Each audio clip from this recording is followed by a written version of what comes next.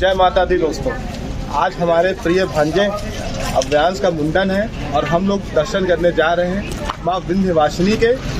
चलिए दर्शन करते हैं और इनका मुंडन करते हैं।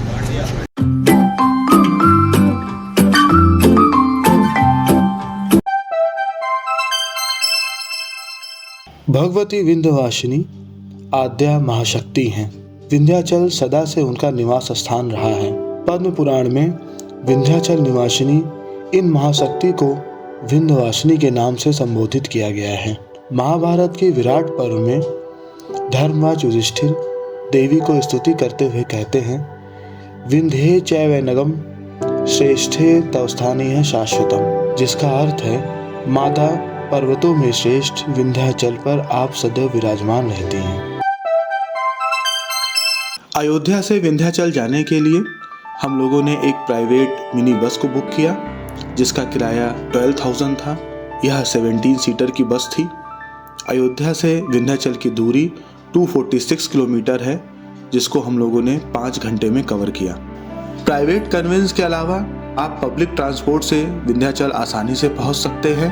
यहाँ से nearest airport Lal Bahadur Shastri international airport है, जो कि वाराणसी में स्थित है, जिससे यहाँ की दूरी मात्र 72 किलोमीटर है। अगर आप ट्रेन से आना चाहते हैं तो विंध्याचल रेलवे स्टेशन आप जा सकते हैं, जहाँ से मंदिर की दूरी मात्र 1 किलोमीटर है, जो कि दिल्ली हावड़ा या मुंबई हावड़ा रूट से वेल कनेक्टेड है। एक और स्टेशन मिर्जापुर रेलवे स्टेशन भी है, जहाँ से विंध्याचल मंदिर की दूरी मात्र 9 किलोमीटर है। सड़क मार्ग के द्वारा भी विंध्याचल पहुँचा जा सकता है।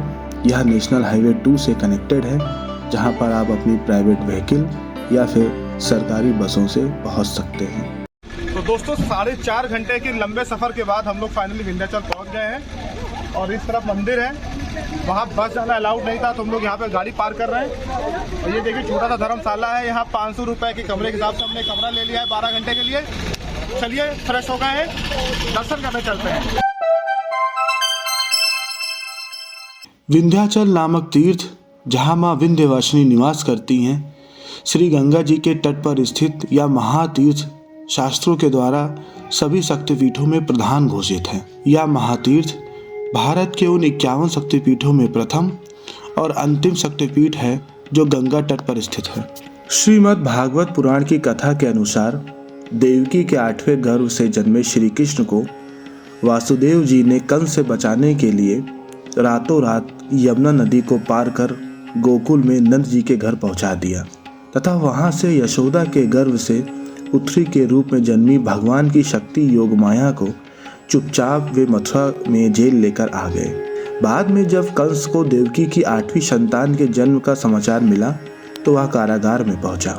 उसने उस नवजात कन्या को पत्थर पर पटककर जैसे ही मारना चाहा, वह कन्या अचानक कंस के हाथों से छूटकर आकाश में पहुंच गई और उसने अपना दिव्य स्वरूप प्रदर्शित कर कंस के वध की भविष्यवाणी की और अंत में वह भगवती विंध्याचल चली गई। शिव पुराण में माँ विंध्यवासिनी को सती माना गया है तो श्रीमद् भागवत में नंद बाबा की पुत्री कहा गया है।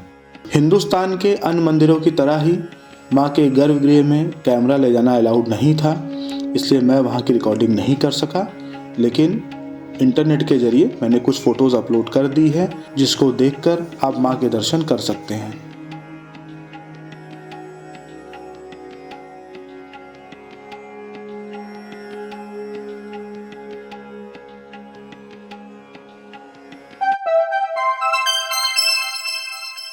मुख्यमंत्री योगी आदित्यनाथ की सरकार ने काशी विश्वनाथ कॉरिडोर के मॉडल पे ही विंध्य कॉरिडोर का निर्माण प्रस्तावित किया है।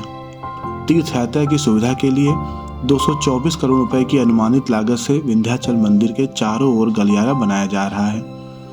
कॉरिडोर को अहरौरा के गुलाबी पत्थरों का उपयोग करके बनाया जा रहा है, जिसे जयपुर राजस्थान और कारीगरों ने कुशलता से तैयार किया है।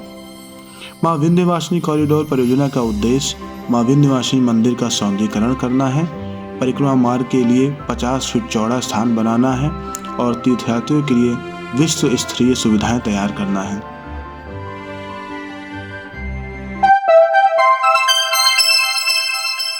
मुंडन संस्कार हिंदुओं के 16 संस्कारों में से 8वें स्थान पे आता है।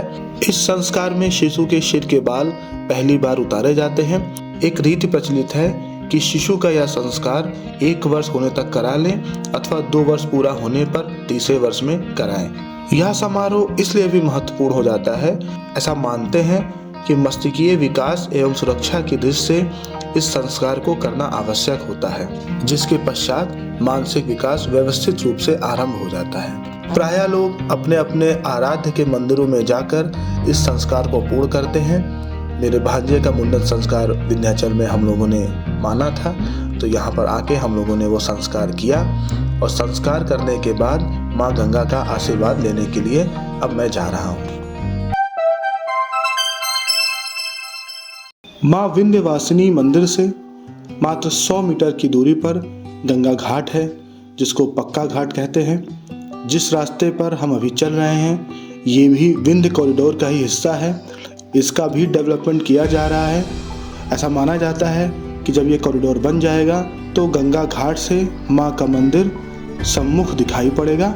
चलिए हम भी चलते हैं और पक्का घाट जाकर माँ गंगा का आशीर्वाद प्राप्त करते हैं।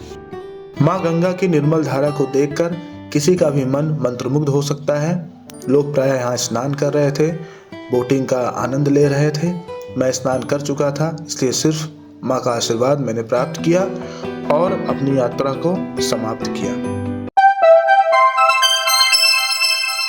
माँ विंध्यवासिनी का दर्शन आप बड़ी ही आसानी से कर सकते हैं। किसी भी प्रकार के पंडित जी या उनके एजेंट से मिलने की ज़रूरत नहीं है। वो दर्शन करा देते हैं, लेकिन उसका एक छोटा मोटा पैसा चार्ज करते हैं। मेरी मानिए तो बिना किसी के संबंध में आए खुद से ही माँ के दर्शन करिए, उसका आनंद अप्रतिम है। माँ विंध्यवासिनी का दर्शन करके मुझे बहुत आनंद प्राप्त हुआ। आशा करता हूँ आपको भी ये एपिसोड अच्छा लगा होगा। लाइक और सब्सक्राइब करते रहिए। मिलते हैं एक नए एपिसोड में। जय माता दी।